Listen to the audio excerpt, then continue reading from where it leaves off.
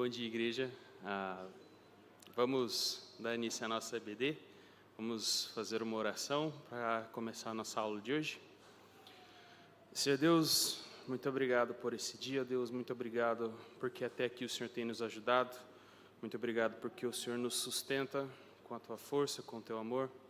Deus, por favor, queremos Te pedir que agora o Senhor possa estar nos enviando o Teu Espírito Santo para nos iluminar no entendimento, ó Deus, para que nós possamos aprender mais de Ti, ó Deus. Que Te pedimos em nome de Jesus. Amém. Bom, irmãos, bom dia. Hoje nós vamos ter um tema um pouquinho fora da temática que nós viemos estudando na nossa confissão. E nós vamos aproveitar esse momento desse mês missionário para termos uma aulinha sobre apologética. E a apologética é uma palavra que a princípio pode assustar, mas é um conceito bastante simples, só que a aula tem bastantes detalhes que eu gosto bastante, então se eu começar a me empolgar e não der para entender o que eu estou falando, por favor, alguém me chama a atenção para eu voltar e explicar de novo. Tá? Então, por que apologética? Apologética é uma palavra que significa, do grego, ela vem apologia, e ela significa dar uma defesa verbal. A ideia da apologética, ela é bíblica, e ela se encontra, o princípio dela está em 1 Pedro 3,15. E eu vou convidar os irmãos a abrirem a Bíblia para lerem comigo.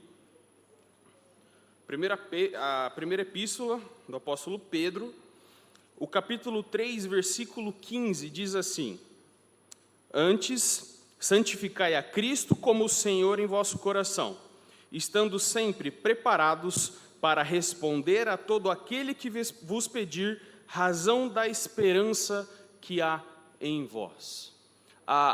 O termo apologia, ele aparece nesse versículo, quando fala assim, estar sempre preparado para responder a quem te pergunta. É fazer uma apologia. É esse o termo. A Bíblia fala que nós devemos estar preparados para responder qualquer pessoa que nos perguntar. Nós temos uma esperança, nós temos uma crença, nós temos um Cristo santificado no nosso coração como o Senhor, e as pessoas vão nos perguntar, por quê? E aí a gente entra na grande comissão da igreja, a gente tem que falar de Cristo para todos os povos. E o falar, o dar o motivo da nossa esperança é essa palavrinha, apologia, fazer apologética, fazer uma defesa verbal daquilo que nós acreditamos. E a verdade muito sincera, gente, é que a Bíblia fala assim, nós devemos que estar sempre preparados para responder, e nós não estamos. A verdade sincera é que atualmente a igreja não está preparada para lidar com os questionamentos que a sociedade e a cultura moderna têm para com a igreja. Nós paramos no tempo, em algum lugar, nós não conversamos sobre a cultura que aparece agora, nós não conversamos sobre a ciência que é construída agora, nós não conversamos sobre o que eu, com 30 anos de idade, aprendi na escola, desde que eu tinha 8 anos. A igreja não tem se relacionado, e ela não está preparada para responder aos questionamentos que surgem. A apologética, ela é a ferramenta que a igreja usa. Se a espada do Espírito é a palavra de Deus, e a nossa arma é uma espada, a apologética seria como um manual de combate, talvez. Um modo de instrução de como usar a sua espada de uma maneira correta. E nós temos vários tipos de apologética. Eu vou começar pelo mais simples, que também é o mais acessível, porque os outros dependem muito de uma filosofia muito pesada. É a apologética clássica. É o modo como os cristãos, desde sempre, tentaram defender a sua fé para os outros. E como os cristãos fizeram isso? Eles pegaram coisas que eles observam na realidade e no mundo, dados, fatos, e mostraram como evidência, como prova daquilo que eles estão falando. Então, os cristãos utilizavam filosofia, utilizavam ciência e utilizavam a história, os registros históricos, para demonstrar a sua fé. Hoje, a gente precisa usar a apologética para demonstrar crenças das mais fundamentais que até 2 séculos atrás não eram questionados. Nós precisamos demonstrar para os outros, por exemplo, que Deus existe. A gente precisa, porque tem gente que duvida.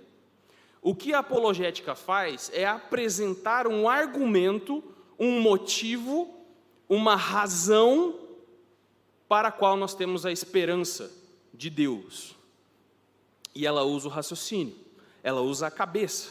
E muitas vezes a igreja, historicamente, não tem gostado de pensar, não tem gostado de gastar esforço. Então, a apologética se apresenta como uma ferramenta que a igreja pode se apropriar e apresentar para os outros. O argumento para Deus pode partir de várias coisas da natureza. Pode partir das estrelas, pode partir do universo, pode partir da matemática, pode partir da ordem, das constantes universais. Mas todos eles se resumem a basicamente a mesma coisa. 2 verdades, que são verdades, que levam a uma conclusão. A primeira verdade: tudo que começa a existir tem um motivo, uma causa para ter começado a existir. Isso é uma lei da lógica, lei da não contradição. O que isso significa? Em termos formais de lógica, quer dizer que A não pode ser A e não A no mesmo tempo e no mesmo relacionamento. Essa é a lei. O que ela significa? Significa que eu não posso estar dentro de um prédio e não estar dentro de um prédio ao mesmo tempo. Ou eu estou dentro ou eu não estou. O meu carro não pode estar estacionado e não estacionado ao mesmo tempo. Isso é fato. Simples. Se a gente abre mão disso, a gente abre mão de pensar. E quando a gente aplica essa ideia ao conceito de causa e efeito, o que a gente percebe? Que nada vem do nada. O que é nada? Nada é a ausência suprema, é a negação absoluta. Como que uma afirmação pode partir da negação? Como que alguma coisa pode surgir do nada? Por que eu não fico constantemente olhando para trás, como se um tigre fosse surgir de repente atrás de mim, a partir do nada e me atacar? Porque eu acredito que do nada, nada vem. Que para algo acontecer, um algo anterior a ele precisa acontecer. Porque eu acredito que tudo o que começa a existir tem uma causa. Por isso que nós acreditamos nessa verdade. A segunda verdade é que o universo começa a existir. Nós vemos isso na Bíblia, em Gênesis 1, quando fala que Deus, no princípio, Ele criou os céus e a terra. Mas nós vemos isso na matemática. Porque ninguém conta até o infinito. Você conta até o infinito? 1, 2, 3, 4, a gente nunca chega. Por quê? Porque no infinito a gente sempre pode somar mais um. Sempre mais um. O infinito é, por definição, algo que não acaba. E se o passado ele é infinito, o passado não acaba. Se os eventos históricos antes de agora são infinitos, agora nunca chega. O problema é nós vivemos no agora. Portanto, o passado não é infinito, portanto, o passado teve um começo. É o raciocínio mais simples que a gente pode fazer.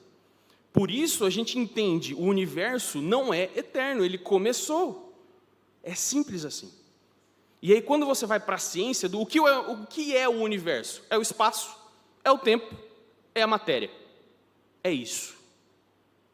Nesse universo, é isso que existe. No que nós vemos, observamos e medimos, são essas coisas. Então, quando a gente fala que aquilo que causou o universo, causou o tempo, a causa, ela não está no tempo, ela é eterna. Quando a gente fala que o que causou o universo é a causa do espaço, ele não está contido no espaço. Ele não tem limites, ele não tem divisórias, ele não tem começo nem fim, ele é único. E veja só, vou convidar os irmãos a abrirem novamente a Bíblia em Romanos, no capítulo 1, os versículos 20 e 21. porque os atributos invisíveis de Deus, assim o seu eterno poder, como também a sua própria divindade, claramente se reconhecem desde o princípio do mundo, sendo percebidos por meio das coisas que foram criadas. Tais homens são, por isso, indesculpáveis. Vamos parar por aqui.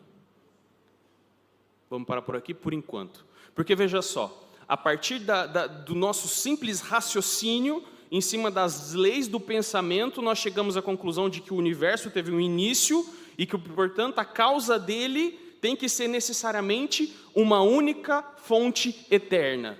E o que Paulo diz aqui, no começo do versículo, que desde sempre o eterno poder de Deus, a sua divindade, claramente se reconhecem através das coisas criadas. Paulo ele está se apropriando da conclusão do argumento cosmológico para falar que as pessoas não têm desculpa. E o termo são indesculpáveis aqui é anapologéticos. Eles não têm defesa verbal. Eles não têm justificativa. Por quê?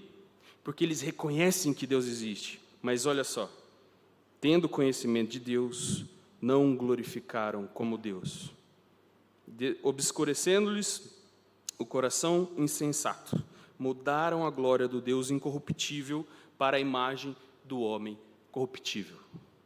A gente já começa a ver a limitação do argumento. Ele não pode mudar o coração. Dificilmente ele pode até convencer a mente.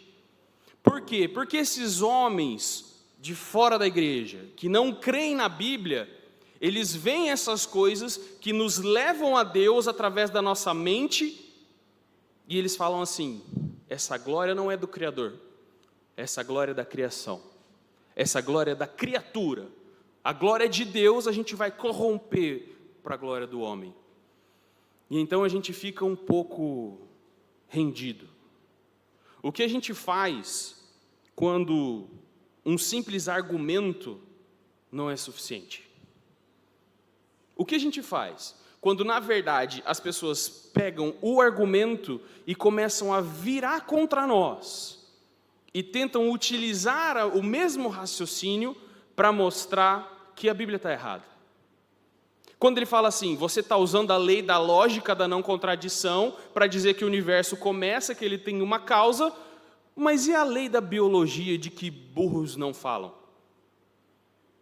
Porque na Bíblia tem um burro que fala. Qual é a lei da biologia de que serpente anda com patas? Cobra não tem pata. Cadê a biologia da Bíblia? E aí a gente fica novamente numa posição de defesa. Mas a apologética serve para a gente, de fato, construir uma muralha que fortifica a nossa fé. E nós podemos aplicar o que nós vemos, o que nós medimos e comparar com a Bíblia. Nós não precisamos ficar simplesmente no pensamento abstrato, filosófico, de raciocínio lógico. Nós podemos ver se aquilo que a gente tem de evidência, de dados, se aquilo que a gente mede... Não, está certo, é isso mesmo. O que a gente tem de dados da realidade, que os cientistas dizem que é verdade, se isso tem alguma coisa a ver com a Bíblia, ou se a Bíblia tem algo a dizer sobre isso. E aqui eu quero chamar a atenção dos irmãos, porque todos, creio, estão familiarizados com os 6 dias da criação. Eu não vou me deter muito tempo em explicá-los, eu vou dizer quais são as condições iniciais, e eu coloquei figuras de qual seria um resumo de cada dia da criação. As imagens são para representar como a terra era ao final de cada dia da criação. E nós vemos que no início do relato de Gênesis, nós temos Deus criando toda a realidade visível e invisível. No princípio, criou Deus os céus e a terra. Mas a Bíblia não para por aí. Ela nos dá as condições iniciais do processo. Ela fala que Deus se envolvia na criação, porque o Espírito de Deus pairava sobre a face das águas. Ela nos diz que a criação é vista a partir do plano da terra, porque é sobre a superfície que está o Espírito. E ela nos fala que Deus cria a matéria, o ser bruto, indiferenciado. Ela era sem forma, ela era vazia, ela era um caos de desolação. E a ação de Deus nos dias da criação é simplesmente dar ordem ao caos, fazer distinção daquilo que era indiferenciado, separar as coisas e atribuir a elas as suas funções. Então, no primeiro dia, ele separa a luz das trevas. No segundo dia, ele faz a expansão separando as águas. No terceiro dia, ele separa a terra seca das águas, faz crescer a vegetação. E no quarto dia, então, ele começa a estabelecer as funções. A função do primeiro dia da luz é dada aos luzeiros. A função de reger as águas e a expansão sobre as águas é dada para as criaturas marinhas e para as aves do céu. E a função de preencher a terra, então, é dada aos animais e ao ser humano. E veja bem, nós estamos acostumados com essa versão bíblica. O que nós não conhecemos é o que o mundo diz sobre isso. Qual é a versão materialista, ateísta, científica, filosófica do mundo, sobre o início do mundo? Se você não gosta muito de ciência, de física, de biologia, eu vou pedir sua licença, mas eu vou fazer um resuminho que eu espero que seja rápido, mas que ainda assim seja inteligível. De acordo com a teoria mais aceita, a teoria do Big Bang, a gente pode calcular, mais ou menos, retroativo, como o universo teria se comportado no passado. Até um determinado limite. A partir desse limite, a física quebra. Ela faz uma divisão por zero que não é matemática. E a partir daí a gente não tem como saber o que está mais para trás do que o início. Mas é exatamente isso que a Bíblia fala, que no princípio, Deus. Não é no princípio a física, não é no princípio a matemática, é no princípio Deus. E aí a Bíblia fala que Deus cria os céus e a terra, a realidade material, física, e a realidade imaterial. De acordo com a teoria, nessas condições mínimas, o tempo de Planck, o espaço de Planck, tudo estava comprimido, tudo que existe em um único ponto infinitesimal de temperatura e densidade praticamente infinito, incalculável. E então, por motivos de ainda não se sabe, aparentemente algum efeito de gravidade negativo, isso se expande em uma velocidade maior do que a atual velocidade da luz, que ninguém sabe como se ultrapassa a velocidade da luz, em tese nada pode ultrapassar a velocidade da luz, mas no modelo cosmológico atual, o universo se expande inicialmente mais rápido do que a luz. Depois essa expansão desacelera e o cosmos começa a esfriar. O que era praticamente infinitamente quente começa a esfriar, e conforme o cosmos vai esfriando, as forças da natureza vão sendo separadas. A força nuclear, tanto a fraca quanto a forte, começa a aparecer, os átomos começam a se formar. A energia se condensa na matéria, basicamente. Conforme o universo vai esfriando, você tem o surgimento do eletromagnetismo, da gravidade, as 4 forças fundamentais da física. E o universo, então, é essa nuvem de gás em expansão constante, e pela ação da gravidade, esse gás, então, de alguma maneira, que, de novo, ninguém sabe exatamente como, ele começa a se contrair, e os átomos, então, de hidrogênio, eles vão se juntando e trombando uns com os outros e se fundindo, formando estrelas. E no interior dessas estrelas, as colisões são cada vez maiores, e aí você tem os átomos 2 de hidrogênio se fundindo, formando um de hélio, e o hélio fundindo com o hidrogênio, formando lítio, e você tem uma usina nuclear de produção de átomos nas estrelas. E essas estrelas, com o passar do tempo, ela vai ficando mais pesada, ela vai ficando mais fundida em seus elementos, até que ela não suporta o próprio peso, a própria gravidade, e ela simplesmente explode.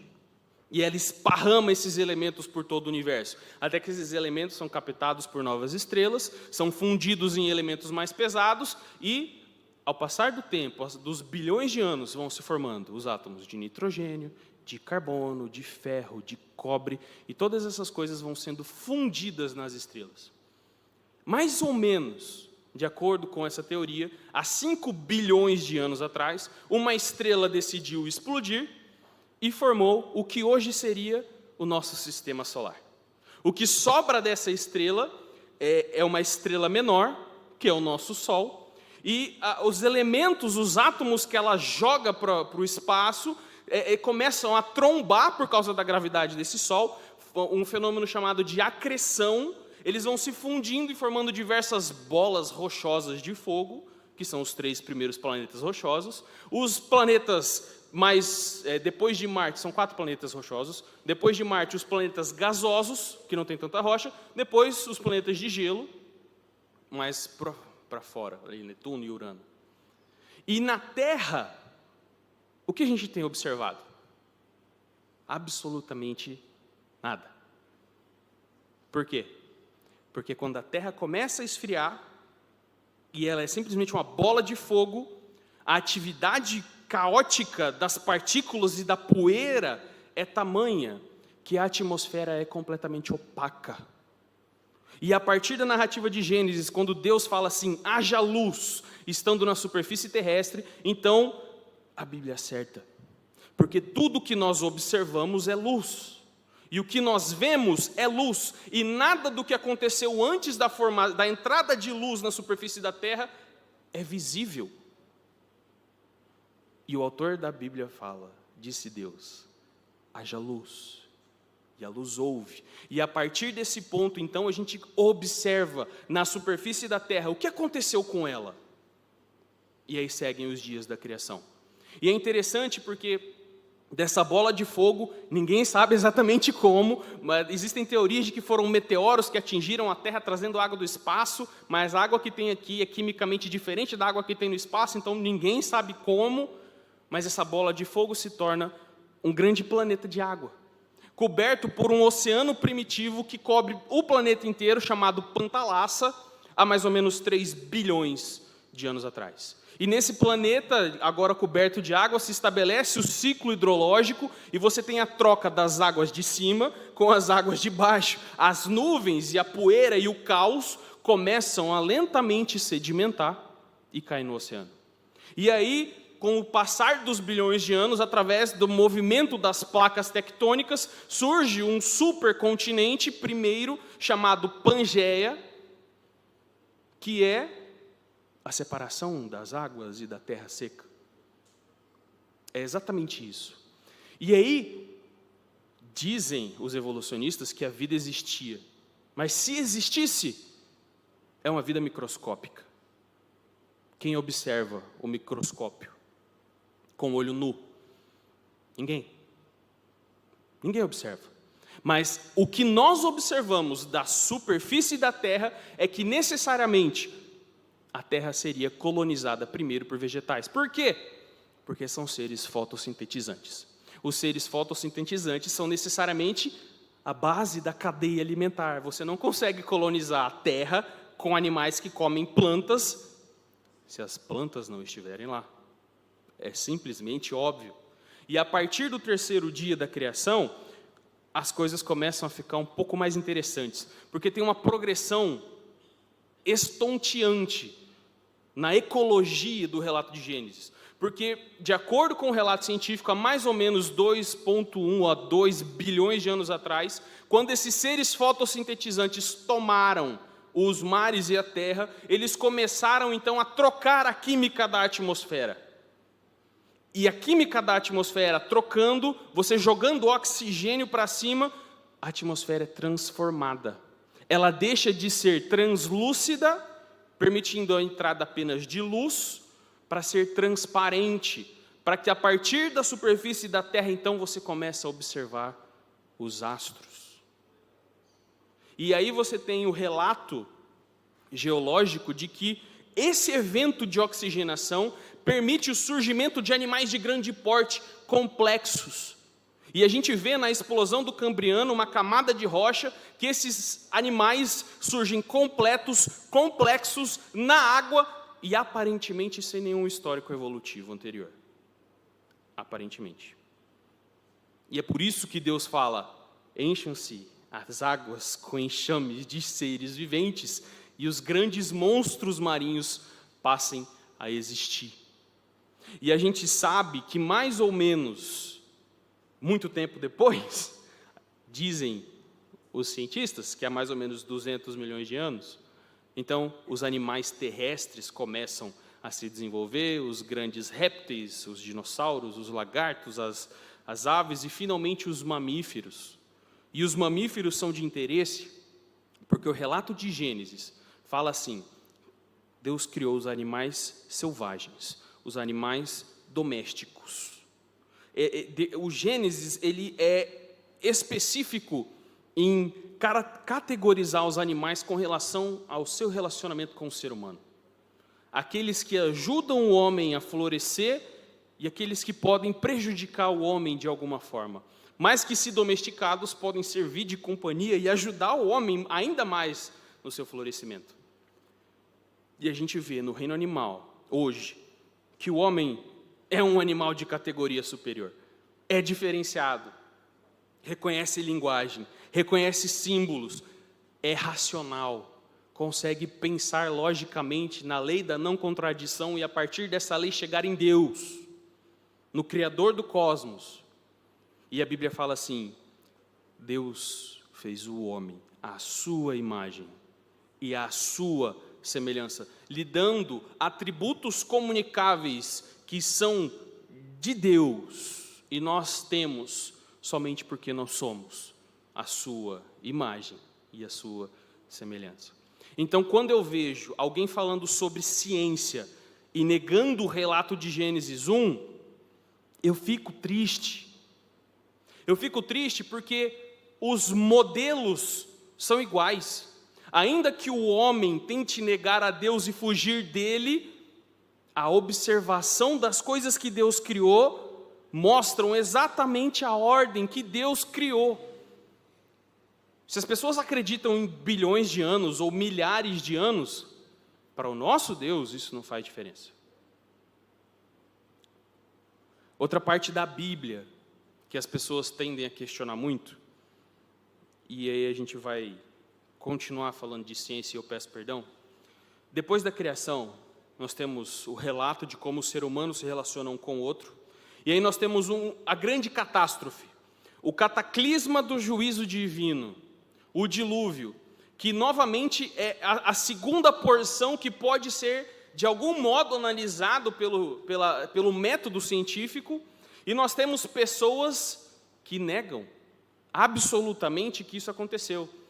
Mas nós vemos em Gênesis que nós podemos interpretar o texto, tanto da maneira da Terra Jovem, quanto da maneira da Terra Antiga, e o dilúvio continua sendo histórico. Veja só, o dilúvio, no sistema dos bilhões de anos, ele é bem simples. Ele é uma inundação ampla, mas limitada, que mata todos os homens existentes, portanto, tem a aparência global, e os animais que são carregados e salvos são aqueles que eram relevantes socialmente. Por quê? Porque quando o texto fala, em Gênesis 8, que a terra estava coberta de águas, alguns versículos antes, é só fazer a comparação, no 4 e no 5, fala que os picos dos montes tinham começado a aparecer. Existem picos de monte aparecendo, e a Bíblia ainda fala no versículo 9, que as águas cobriam toda a terra. Portanto, aqueles que acreditam na ciência moderna vão dizer o dilúvio ele é global na visão humana.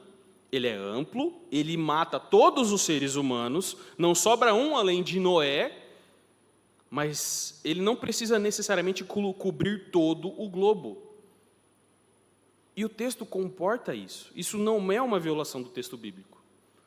Mas se nós queremos permanecer com a historicidade da ortodoxia cristã, de crer que, de fato, o globo inteiro foi revestido de água, então nós temos geologia que suporta isso.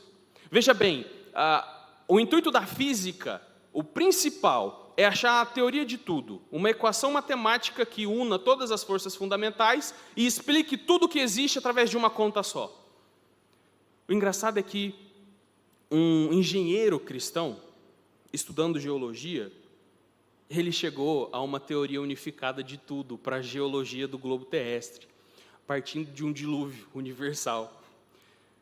Ele falou que, através da teoria dele, que explica praticamente todas as particularidades geológicas do planeta, um dilúvio global poderia literalmente explicar tudo o que existe no planeta Terra. Poderia explicar o movimento dos continentes, poderia explicar a velocidade de afastamento dos continentes, poderia explicar o porquê que as principais cordilheiras do mundo são paralelas à dorsal mesoceânica que está na figura. Você pode ver, desde a Cordilheira dos Andes até as montanhas rochosas lá em cima dos Estados Unidos, o paralelismo das cordilheiras com a dorsal mesoceânica. Você pode ver o paralelismo das cordilheiras do Himalaia com a dorsal mesoceânica. Ao mesmo tempo, você pode explicar como o Grand Canyon se forma rapidamente, como é que uma deposição acelerada de sedimentos pode acontecer. Principalmente, você pode explicar por que existem fósseis. Porque, gente, as figurinhas dos fósseis aí, se o pessoal ainda acredita que o fóssil, ele se forma através do animalzinho morrendo, e aí cai um pouquinho de areia em cima dele, depois um pouquinho outro, e as camadas são postas lentamente, essa pessoa não pensou muito bem. Porque que tipo de carcaça fica no chão e não é destruída? Não é comida por outros animais, não é pisada, não é simplesmente vira pó. Porque para um fóssil se formar, você precisa de pressão, você precisa de isolamento, você precisa não permitir que os micro-organismos decompositores atuem, você precisa de todo um processo de sufocamento imediato. Para a reação química que substitui o cálcio do osso por rocha aconteça. Você precisa de toda uma condição específica. Não acontece progressivamente. Tem que ser de maneira imediata. Veja só, como é que lentas deposições sucessivas de sedimento poderiam formar estratos, como a gente observa no Grand Canyon, em que você tem um tipo de rocha circular, e essa rocha ela é circunscrita por outro tipo de rocha, e aí, circunscrevendo o que circunscreve, você tem o mesmo tipo de rocha do centro, em um padrão circular. Como que lentas deposições sucessivas poderiam explicar isso? Como que lentas deposições sucessivas poderiam explicar os fósseis poliestratificados? Fósseis que aparecem em camadas de rocha que são de milhões de anos diferentes. As camadas estão na horizontal e o fóssil decidiu ficar na vertical. Como que isso é explicável? Não é. Mas, se você quiser pesquisar mais a fundo, eu estou passando uma pincelada muito por cima, procure depois a teoria das hidroplacas, para estudar um pouquinho a geologia de como teria sido a formação do planeta Terra através de um dilúvio universal. É uma coisa fascinante. Mas, para nós não ficarmos na geologia, vamos partir um pouquinho para a história. Porque depois do relato de Gênesis, nós temos o relato de Babel, a Torre de Babel, o zigurate, que nós reconhecemos hoje como pirâmide de Babel. E isso é um fato interessante, porque é um artefato que permanece até hoje, e de algum modo ele conseguiu se esparramar para todas as culturas. Você vê pirâmides no Egito, você vê pirâmides na China, você vê pirâmides na Escandinávia dos antigos vikings, você acha pirâmide entre os astecas e maias, desde aqui do Peru até o México. Como é que todos os povos tentam criar a mesma construção, a mesma estrutura? Mas veja bem, não só tentam criar e replicar a mesma estrutura, mas como eles atribuem praticamente o mesmo significado a essa estrutura, que é o local onde os deuses descem do céu para que nós prestemos culto. Porque, se eu me lembro bem, é justamente isso que as pessoas em Babel estavam tentando fazer. Eles queriam fazer uma torre para chegar aos céus e terem um nome célebre, para serem exaltados. Eles queriam que o céu invadisse a terra através de uma torre, provavelmente piramidal, porque a torre na nossa cabeça como um arranha-céu é uma construção moderna, isso não existe na história antiga. E essa torre é replicada dentro de todos os tipos de paganismo diferente.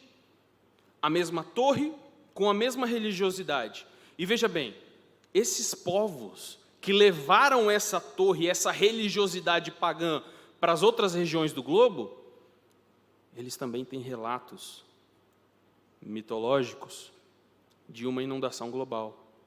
Mais de 300 relatos em culturas diferentes de um mito diluviano, que apresentam dentro da sua característica, óbvio, as suas particularidades locais, geográficas, culturais, religiosas, mas com a mesma similaridade. Os deuses, irados com a humanidade por alguma maneira, decidem simplesmente acabar com a humanidade, mas um herói consegue construir um tipo de embarcação de madeira, dependendo se você é um Cherokee americano, você vai falar que era uma canoa. Se você é alguém da Mesopotâmia antiga, no épico de Gilgamesh, você vai falar que era um cubo perfeito. Dependendo da cultura, a forma muda. Mas todas elas têm o relato dos deuses punindo os homens com água, inundando o globo inteiro, e alguém se salvando por algum tipo de embarcação de madeira. E essas mesmas pessoas constroem pirâmides e têm uma religiosidade intrínseca nessas torres, templos piramidais. Onde a gente viu isso? Onde a gente viu pessoas construindo esse tipo de estrutura e sendo disseminadas por toda a terra, confusas, com divergências em seus relatos, mas guardando a ideia original da ira divina do dilúvio. Isso é história. As pessoas tratam como mito, mas é história. Eu proponho que o fato das torres piramidais religiosas e das mitologias diluvianas existirem é porque elas remetem a um fato histórico que de fato ocorreu.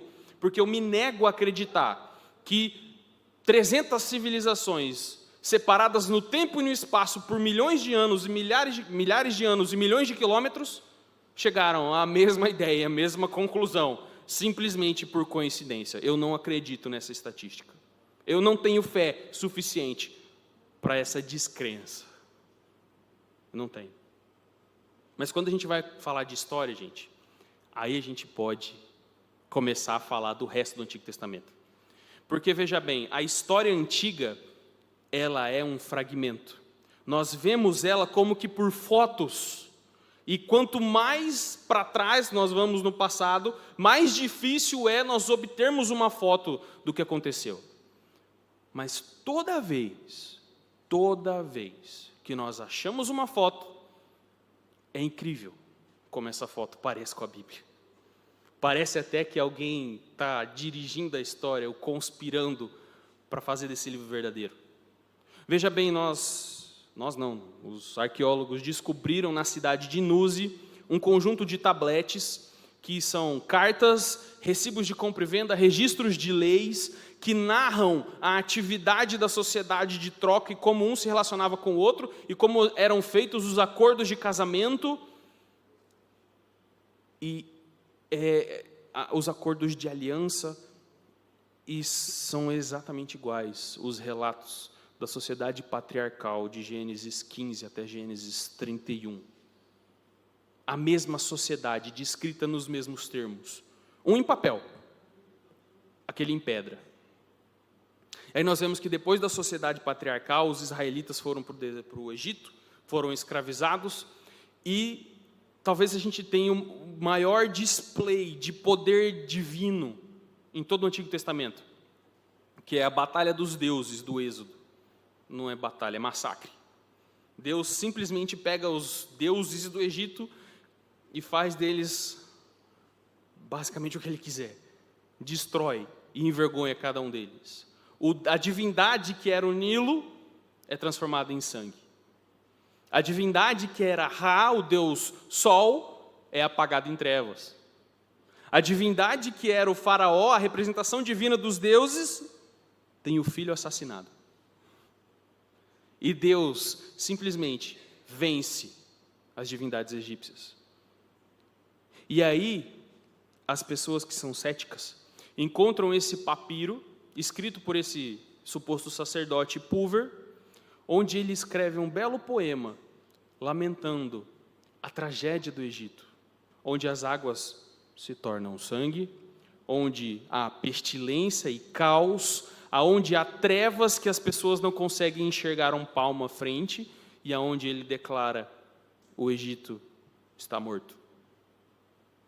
Veja só, por ser um épico escrito na forma de poema, é uma invenção. Por quê? Porque não pode corroborar as pragas do Egito, o evento milagroso que a Bíblia descreve, registrado nos anais da história, de forma material por testemunhas que sofreram a perda. A gente não pode ter esse tipo de coisa corroborando a Bíblia. Isso não pode ser espalhado para as pessoas. As pessoas não podem saber disso, porque senão elas vão ter que acreditar na Bíblia. A Bíblia vai ter que ser verdadeira. E a gente não para por aí. Quando Israel sai do Egito, eles entram na terra de Canaã, e os especialistas dizem que não, Israel não entrou na terra de Canaã. Israel era no máximo uma tribo bárbara que Davi, muito posteriormente, começa a unificar. E aí vem um faraó chamado Merneptah, de muito antigamente, há mais ou menos 1250 a.C., e insiste em frustrar os críticos bíblicos, falando do povo hebreu, um povo com um governo descentralizado, porém organizado, que habita na terra de Canaã, é chamado como povo de Israel e é inimigo do faraó. Em uma época em que as pessoas insistem em afirmar que Israel não existia, que é o tempo dos juízes. E a gente descobre que não, Israel existia em Canaã no tempo dos juízes. Sim, exatamente como a Bíblia afirma. E aí as coisas vão ficando mais assustadoras, porque conforme a gente vai avançando no tempo, as coisas que nós observamos, as fotos que nós obtemos do passado, elas se tornam cada vez mais nítidas. E aí a gente tem essa pedra, essa estela que eu coloquei deitada na foto, é a pedra do rei Mesa, ou Mexa, rei de Moabe, que escreve na sua pedra que prevaleceu contra Onri e contra a casa de Acabe.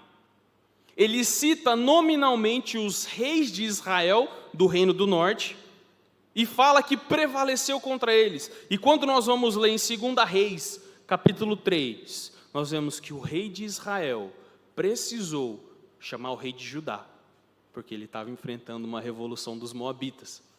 É só pegar o texto e ler. Está escrito em pedra. E essa pedra moabita, junto com a próxima pedra que nós vemos, a estela de Tel Dan, é a citação histórica de um personagem que as pessoas juravam que era mito, porque ele matou um gigante. Mas nessa pedra está escrito: ele vem da casa de Davi. Davi registrado em pedra, para que nós vejamos hoje e leiamos. Quando Davi é um personagem histórico, nós estamos lendo história. É isso que nós estamos lendo no Antigo Testamento. E conforme a gente avança no tempo, mais ou menos em volta de 587, as fotos vão ficando mais nítidas. Os óstracos de Laques, esses pedaços de cerâmica, são cartas que os israelitas escreveram para o Egito, pedindo socorro contra a invasão babilônica. E nós vemos em Jeremias 34:7 que Laques foi praticamente a última cidade fortificada dos israelitas durante a invasão de Nabucodonosor. É só abrir o texto e ler. Tudo aquilo que a gente vê, tudo aquilo que a gente toca, tudo aquilo que a gente mede é bíblico. Microfone. Sobe aqui. Sobe aqui, porque senão não vai sair na transmissão.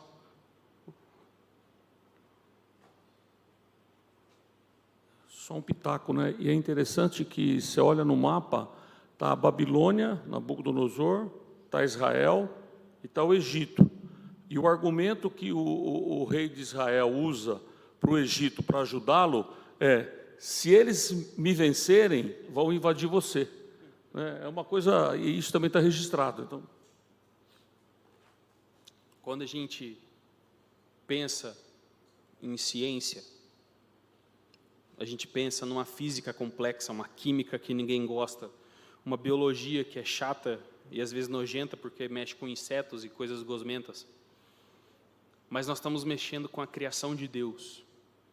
Quando a gente fala de história e arqueologia, a gente fica enfadado por falar de coisas antigas, mas nós estamos falando sobre a provisão de Deus, sobre o que Deus escreve, decreta e faz acontecer. Infelizmente, essa apologética clássica, ela é eficiente para construir uma muralha na nossa fé. Ela é eficiente para colocar os adolescentes sentados e falar assim para eles: aprendam isso, tenham segurança nisso que a gente está falando para vocês, estudem, entendam, para que a hora que vocês saírem daqui, a hora que te perguntarem a razão da esperança que vocês têm, vocês estejam prontos para dar resposta. Mas, infelizmente, essas verdades, esses argumentos, eles nunca vão mudar o coração de alguém. A gente pode fortificar os nossos pés trôpegos em cima da rocha. A gente pode fortalecer o nosso escudo. A gente pode fortalecer a nossa mente e garantir de passar para as próximas gerações da igreja que eles estão firmados na verdade e mostrar a verdade para eles. Mas a gente só pode mostrar a verdade para quem já crê, para quem já teve o coração transformado pelo Espírito Santo de Deus. E veja bem, existe até um problema moral em nós utilizarmos esse tipo de argumentação com um descrente. Porque uma coisa é nós usarmos esse argumento para ensinarmos a igreja, para que a igreja esteja firmada na sua crença e então ir interagir com o mundo certa daquilo que ela crê. Outra coisa é nós chegarmos para um incrédulo que corrompe a glória do Deus Criador em glória da criatura e falar assim: olha aqui, olha essa evidência, olha essa prova, o que você acha sobre isso? Por favor, descrente que odeia Deus, julgue o que você pensa disso. Olha a inconsistência. A pessoa odeia aquilo que você está apresentando para ela, e você vai simplesmente apresentar para ela uma evidência esperando que ela ame aquilo que ela odeia? Infelizmente, essa apologética é limitada. Ela serve para nós, e nós precisamos dela, porque a minha filha vai precisar, porque o Arthurzinho vai precisar, todo mundo vai precisar, seus netos, seus bisnetos. Se a gente não começar a aplicar esses conceitos de apologética para falar sobre questões como aborto, para falar sobre questões como transgenerismo, são discussões que começaram nos Estados Unidos, na Europa, e chegaram na Câmara Legislativa, na Assembleia Legislativa de São Paulo. São Paulo está discutindo esses termos. Uma vez que chega em São Paulo, quanto tempo demora para passar para o resto do Brasil? Quanto tempo demora para chegar no sistema educacional de Campo Grande a ideia de que você pode ter educação sexual nas escolas infantis? Nós não estamos preparados. A igreja cansou de pensar. A igreja cansou de estudar. E isso, se nós permitirmos, vai levar a gente para o mesmo lugar que levou a nossa avó, a igreja da Europa, que levou metade da nossa mãe, a igreja dos Estados Unidos. Nós vamos para o mesmo caminho, a não ser que nós investamos tempo nisso, gastemos esforço, entendamos o que eles questionam e o que a Bíblia responde. É nosso dever fazer isso. É nossa obrigação santificar Cristo em nossos corações e estarmos sempre prontos para dar a apologia àquele que pede a razão da esperança que é em nós. Amém? Alguém quer fazer alguma pergunta, algum comentário, algum conteúdo que ficou muito aprofundado sem o devido detalhamento? Por favor. Se não, pastor, por favor, vem fazer o encerramento, fazer a oração. Gente, não tem como ressaltar o quanto eu sei que o conteúdo é chato, mas o quanto eu tenho certeza que ele é necessário. Necessário para a igreja.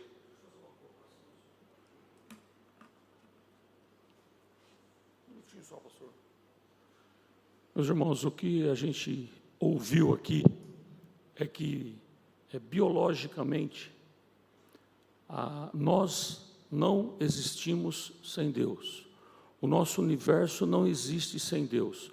Nós não estamos aqui falando de fé. Nós estamos falando, a aula foi sobre ciência. Como que as coisas acontecem, como que as coisas aconteceram, como elas foram narradas. E nós ouvimos aqui a respeito, bem pouquinho, da história de fatos que aconteceram e foram registrados na história e são questionados pelas pessoas, pelo mundo aí fora, e nós muitas vezes nos curvamos a esses questionamentos. Então a história, ela existe para provar a Bíblia, para comprovar a Bíblia. Então tem muito mais coisas na arqueologia bíblica que atesta a veracidade dos escritos bíblicos. E a gente se cala diante de questionamentos da ciência, da faculdade, por desconhecimento. Então nós precisamos sim nos aprofundar nesses temas para respondermos a razão da nossa fé, para podermos botar o pé no chão e falar, não, o dilúvio existiu sim, e a prova física, biológica, é isso aqui. As pessoas, essa questão dos fósseis, elas são biologicamente devastadora para a ciência. Pega um animalzinho, põe no chão, e todo dia você vai lá e joga 10 gramas de areia em cima dele. Vê o que acontece. Ele não vai estar lá depois de 30 dias. Ele sumiu. E é isso que a ciência quer dizer que foram os fósseis. Não. Os fósseis, você tem que chegar com um caldeirão, um caminhão de rocha quente em cima, e sufocar e parar para que ele fique ali. E a química, que o Rafael falou aí, a biologia e tal, aconteça. Então, contradiz a ciência. E eles existem, está aí os fósseis, eles estão aí. Está cheio disso. E o desconhecimento da igreja enfraquece a nossa fé. E sabe o que é pior? É que você, pai, você, mãe, tem um guri, uma guria dentro de casa, que está sendo bombardeado pela ciência, lá na escola, e cada vez mais, faculdade, por aí vai, de pessoas preparadíssimas para dizer para ele, você é um babaca de acreditar nessa história de Deus. E contam uma história de evolucionismo, que a ameba, que virou não sei quem, que foi indo, que a teoria de põe na prova, e ele é obrigado a responder na prova, do jeito que as pessoas estão ensinando. E você, pai, você, mãe, não tem condição de contradizer isso, Por desconhecimento. Porque você se acomodou num tanto de conhecimento ali, para você aquilo está bom, e seu filho está naufragando. Seus netos estão naufragando, porque são bombardeados por isso. Violentamente. E ao passo que isso tudo que a gente ouviu de forma rápida, nos dá embasamento para ir contra tudo isso, né? De uma forma muito direta, muito objetiva. Eu não sei quem você vai lembrar, Rafael, tem um rei que é citado só na Bíblia, tem um versículo que fala o nome desse cara. Rapaz, eu sabia quando eu dava panorama bíblico, e as pessoas brigavam e batiam na Bíblia porque aquele rei não havia existido. E há pouco tempo atrás, documentos que foram escavados lá, encontrados, tinha o nome do cara escrito. Aí, ninguém fala mais. Ninguém fala mais. Você sabia que tem osso de cavalo no fundo do Mar Vermelho? Não, né? Tem foto na arqueologia de osso de cavalo no fundo do Mar Vermelho. Ninguém conta. Falei coisa errada ou não? Meus irmãos, levem isso a sério. É complicado, é muita coisa pesada às vezes, mas tenha a convicção de que a ciência comprova a Bíblia. Se você sair daqui hoje com essa convicção, a gente está feliz. E qualquer dúvida, pergunta para o Rafael, não pergunta para mim não.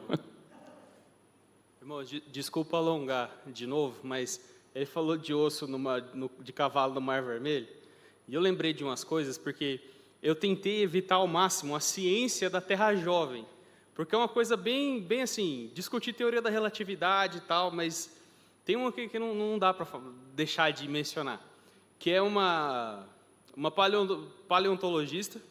Ela foi escavar um osso de T-Rex, e o osso era muito pesado, e não cabia, Tiranossauro Rex. O fêmur dele era muito pesado, e não cabia no helicóptero, que ela foi içar. E aí eles decidiram cortar o osso no meio. E aí dentro do osso fossilizado, eles tinham tecido mole, carne em putrefação, com colágeno, isolaram células sanguíneas, conseguiram extrair DNA de uma coisa que, de acordo com eles, deveria ter aproximadamente 65 milhões de anos. E desculpa, mas meu foco de estudo é matéria orgânica. Ela não dura 65 milhões de anos. Não dura 2.000 anos. Não dura 1.000 anos. Uma molécula orgânica 100% preservada.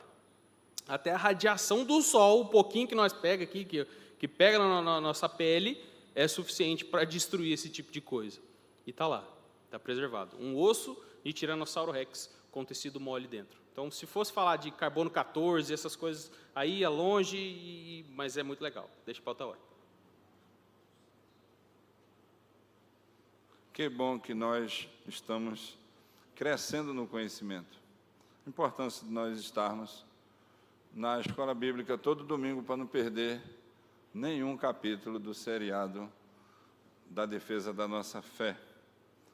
E eu fico muito feliz em ver que nós estamos caminhando no conhecimento para um preparo melhor.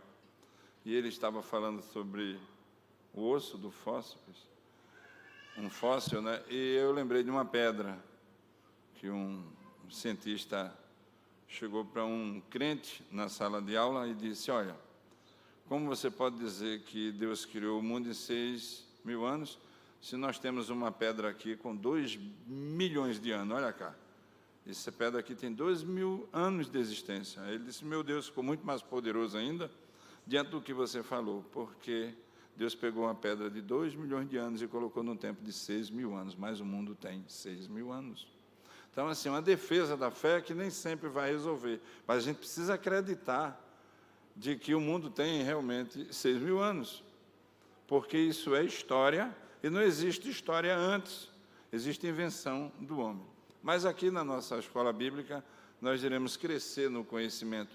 E quando você sentir que sua mente foi um pouco forçada, e que você não abarcou o ensino, depois você procura o professor ou o presbítero Flávio. Vamos ficar de pé, vamos orar.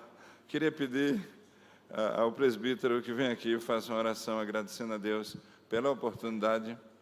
Nosso presbítero está vindo de Tangará da Serra, Ricardo, está vindo de Tangará da Serra e já está congregando conosco e já está, como eu disse na pregação do sermão de hoje de manhã, na unidade, né, da comunidade. Presbítero, faça uso da palavra. Ore. Vamos orar, irmãos. Senhor nosso Deus, Pai de amor, Pai de misericórdia, nós nos rendemos a Ti, Senhor Deus, ao Seu poder, que é infinito e soberano sobre as nossas vidas. O Senhor criou todas as coisas e o Senhor nos trouxe essa manhã aqui, Pai, para aprender mais da Sua palavra. Obrigado, ó Pai, pela disponibilidade, Pai, dessas pessoas que estão aqui, Senhor Deus, unicamente para Te servir, para adorar e para engrandecer o Teu santo e adorado nome. Obrigado, ó Pai, porque o Senhor tem trabalhado das nossas vidas, o Senhor tem vivificado, o Senhor tem dado força, dado coragem, dado determinação, dado, Senhor Deus, vontade de aprender mais da Sua palavra, para irmos, Senhor Deus, enquanto vivermos, pregarmos, anunciarmos o Teu Evangelho, que é vivo e eficaz na vida dos Seus filhos. Obrigado, ó Pai, por tudo que o Senhor tem feito e por tudo aquilo que o Senhor ainda irá fazer na vida dos seus irmãos. Em nome do Senhor Jesus Cristo, nos leve em paz para as nossas casas e logo mais, Pai, estaremos aqui novamente para louvar e engrandecer o Teu santo nome pela Sua vontade, que é soberana. Em nome do Senhor Jesus Cristo, nós oramos e agradecemos. Amém, Senhor Deus. Só o último aviso. Nós temos 5 aulas atrasadas com os irmãos, queremos pedir desculpas, no sentido de que nós temos as aulas digitalizadas e imprimidas. Então, domingo próximo, nós iremos entregar as 5 aulas que nós estamos devendo para completar nossa apostila sobre a defesa da fé. Ok? Então, nossas desculpas de não ter trazido já o material para vocês.